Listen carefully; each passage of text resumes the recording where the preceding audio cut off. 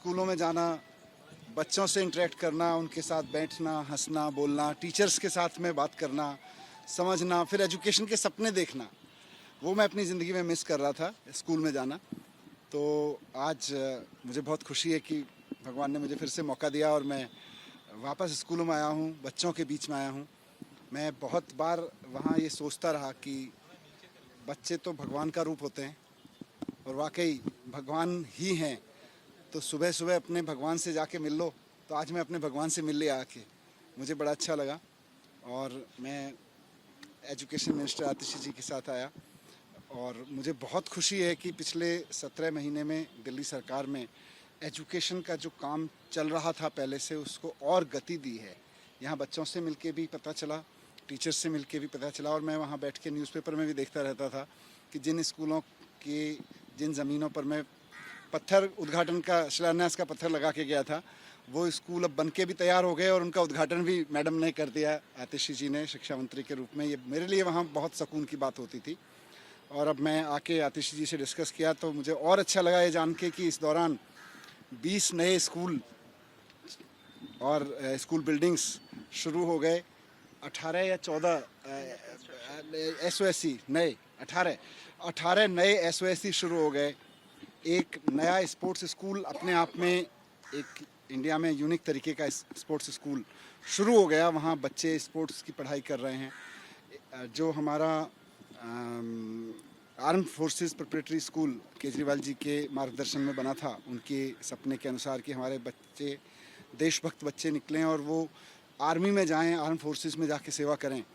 तो मुझे बहुत खुशी हुई ये जान के कि आर्म फोर्सेस प्रिपरेटरी स्कूल के पहले बैच में, जिसमें 64 बच्चे थे 12वीं क्लास में, उसमें से 32 NDA में क्वालिफाई हुए पहले टेस्ट्स में, और उसमें से 8 फाइनली जाके NDA क्रॉस करके सेकंड लेफ्टिनेंट बन रहे हैं अब।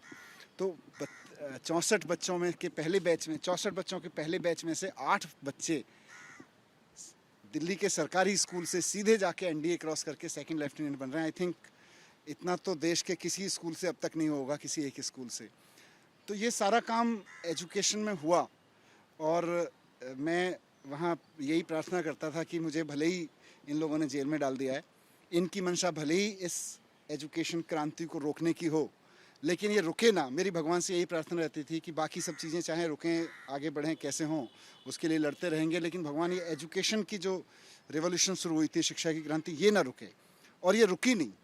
ये यहाँ के भी मैं देख रहा हूँ, मेरे लिए पर्सनली बहुत एनर्जाइजिंग है सारी चीज़ें। लेकिन बीच बीच में मैं अखबारों में देखता रहता था, खबरों में पढ़ता रहता था कि शिक्षा क्रांति रुकी नहीं है, बल्कि बहुत तेज़ी से आगे बढ़ रही है दिल्ली की। सर, आप रिहाई से ज़्यादा भावुक मुझे बच्चों के साथ दिखे अंदर। बिल्कुल, मैंने कहा ना कि बच्चे तो भगवान का रूप होते हैं। और मैं 8-9 साल जब शिक्षा मंत्री के रूप में काम किया तो मेरा धर्म, मेरा कर्म बच्चों से मिलना, बच्चों को समझना, बच्चों के साथ जीना और इन बच्चों को ही देश के लिए तैयार करना, यही था। आज वापस मैं उसमें आया तो मुझे लगा 17 महीने से सबसे ज़्यादा चीज़ कोई अगर मैंने मिस की तो वो ये थी।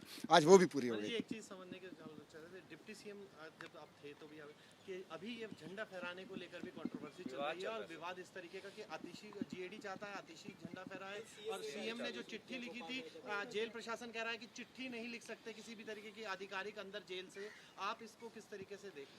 देखिए, ये बहुत ही अनफॉर्चुनेट है कि स्वतंत्रता दिवस जैसे पावन अवसर पर इतनी टुच्ची पॉलिटिक्स हो रही है।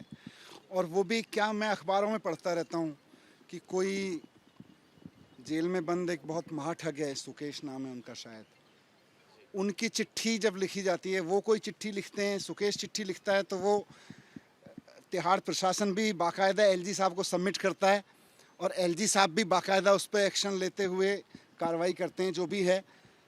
और जब दिल्ली के चीफ मिनिस्टर चुने हुए चिट्ठी लिखते हैं तो तिहाड़ प्रशासन भी और LG साहब भी, LG साहब तिहाड़ प्रशासन को कहते हैं खबरदार जो अगर इनकी चिट्ठी भेजी। और जब सुकेश चिट्ठी लिखते हैं तो मुझे लगता है पूरा का पूरा LG ऑफिस इंतजार करता होगा, अरे भाई एक एक सेकंड भारी पड़ रहा है, सुकेश जी की चिट्ठी कहाँ है, हमारे सुकेश जी की चिट्ठी कहाँ है। तो सुकेश जी की चिट्ठी पर जिन LG साहब को इतना मोहब्बत, इतना प्रेम उबड़ता है और उसकी एक एक शब्द को वो ब्रह्म वाक्य मानते हुए, सत्य मानते हुए, उस पर जिसे कहते हैं ना, सुकेश जी की चिट्ठी को देख के उनकी बाँछें खिल जाती हैं, उनका रोम रोम पुलकित हो उठता है LG साहब का।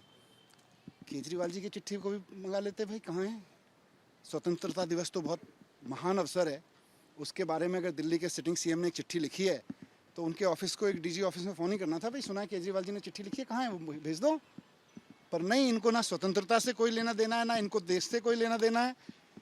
इनके तो प्रेमी लोग सुकेश जी जैसे लोग हैं, सुकेश जो भी नाम है उनका पूरा, तो इनके ठीक है, अपने अपने पसंद है लोगों की। झंडा कौन फहराएगा? मुख्यमंत्री नहीं है तो चुनी हुई सरकार के मुख्यमंत्री या मंत्री को ही झंडा फहराना चाहिए। मुझे नहीं लगता कि इसमें कहीं कोई दिक्कत है, लेकिन मौजूदा एलजी साहब से और एलजी साहब के जो मुखिया हैं, इन सब से लोकतंत्र की, संविधान की, इस सब की अपेक्षा करना मुझे लगता है अब बेमानी हो चुका है। इनसे केवल और केवल तानाशाही की अपेक्षा की जा सकती है और वो कर रहे हैं। For exclusive and insightful videos, subscribe to our new channel ABP Live Premium.